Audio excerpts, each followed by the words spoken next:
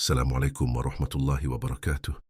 Izinkan pada kesempatan ini saya menyampaikan tadabbur ayat 5, Surat Al-Fatihah. Menarik mentadaburi ayat kelima. Surat Al-Fatihah kaitannya dengan ayat-ayat sebelumnya, kaitannya dengan ayat sesudahnya, serta pesan spiritual apa yang dikandung dari ayat 5 tersebut. Firman Allah melalui ayat tersebut, Iyyaka na'budu wa iyyaka nasta'in, yang artinya, hanya kepada Engkaulah kami menyembah, dan hanya kepada Engkaulah kami memohon dan pertolongan. Kalau kita perhatikan dua kalimat dari ayat tersebut, merupakan kalimat pernyataan, komitmen, janji atau sumpah kita, atau siapa saja yang mengucapkan, menarik mendalami kalimat dari ayat tersebut, apakah dah hanya sekedar pernyataan kosong, atau tekad janji sumpah kita, atau lebih dari sekedar janji sumpah. Menarik juga untuk mengetahui mengapa firman Allah ini seperti yang datang dari hati terdalam manusia. Untuk mengetahui sifat pernyataan yang berupa janji atau sumpah, kita harus mengetahui hubungan korelasional dengan ayat-ayat sebelumnya, juga dengan ayat setelahnya.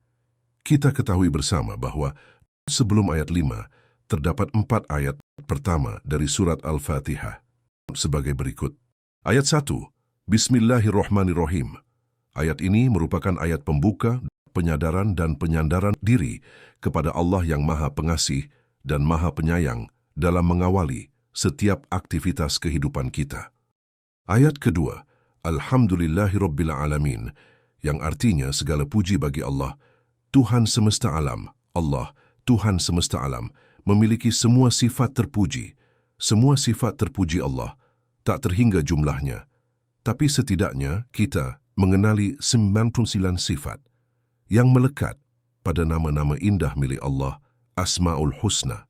Apabila kita mengenali satu persatu dari 99 sifat Allah, maka tidak ada kata, tidak ada kalimat yang dapat melukiskan betapa maha agungnya Allah. Yang ada hanyalah rasa takjub yang tiada terkira dan ketundukan yang teramat dalam, tidak ada bandingnya. Rasa takjub yang tiada terkira dan ketundukan yang teramat dalam. Inilah yang menjadi energi dahsyat, yang menggetarkan dan menggerakkan hati menjadi motivasi dasar dengan dorongan besar yang menggerakkan jiwa dan raga untuk melaksanakan semua perintah dan larangan Allah dengan khusyuk tanpa pamrih apapun. Ayat ketiga, Ar-Rahmanir-Rahim, arti ayat ketiga ini, Maha Pengasih dan Maha Penyayang. Walaupun Allah memiliki segala sifat maha terpuji, tidak menjadikannya sombong, jahat, zalim dan sewenang-wenang kepada manusia, tetapi Allah tetap bersifat Rahman dan Rahim kepada manusia, tanpa kecuali tak terbatas waktu. Allah maha baik kepada manusia, walaupun manusianya tidak baik, tidak bersyukur, bahkan jahat dan zalim sekalipun, Allah tetap Ar-Rahman dan Ar-Rahim kepada manusia, yang menjadikan manusia semakin takjub dan tunduk kepada Zat yang Maha Agung. Ayat keempat, Maliki Yaumiddin, yang artinya pemilik hari pembalasan.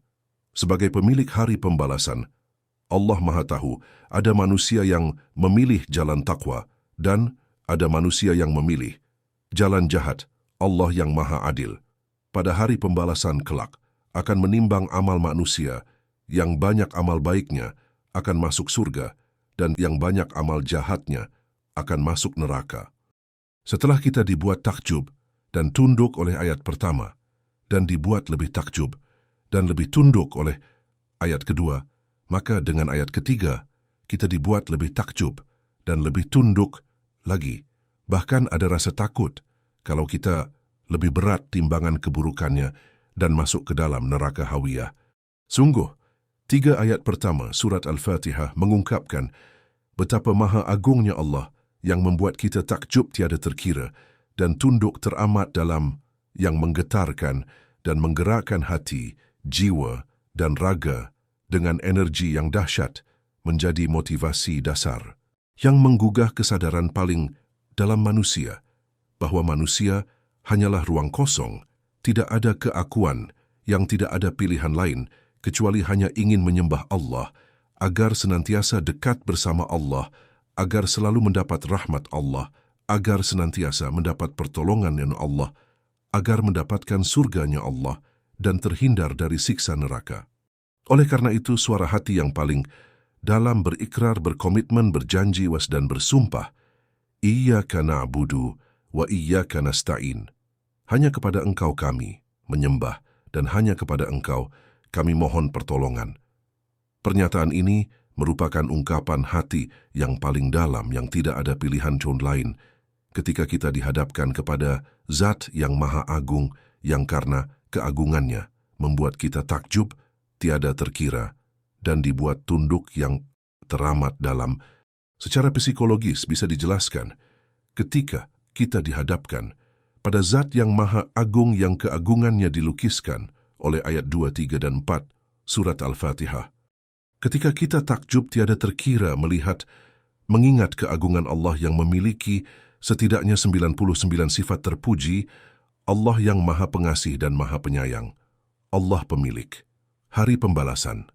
Ketakjubannya akan mendorong munculnya motivasi dasar yang merupakan dorongan mentah, yang membuat hati bergetar, jiwa terguncang, raga beresonansi. Kemunculan motivasi dasar ini ibarat ledakan energi spontan yang tidak bisa ditahan, ingin sujud, ingin menangis, ingin mendekat, kemudian berikrar, bertekad, berjanji, bersumpah, Iyyaka na'budu wa iyyaka nasta'in.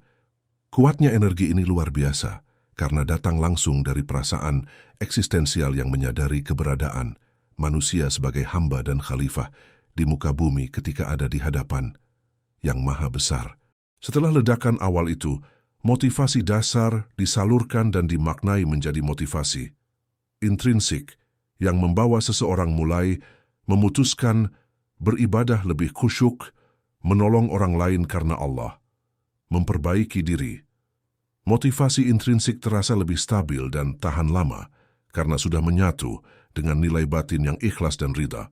Dari uraian di atas kita dapat memahami peristiwa psikologis munculnya suara hati yang terdalam, Iyyaka na'budu wa iyyaka nasta'in. Demikianlah tadabbur atas ayat 5, surat Al-Fatihah. Semoga bisa menggapai solat khusyuk. Wallahu alam bisawab. Billahi taufiq wal hidayah. Wassalamualaikum warahmatullahi wabarakatuh.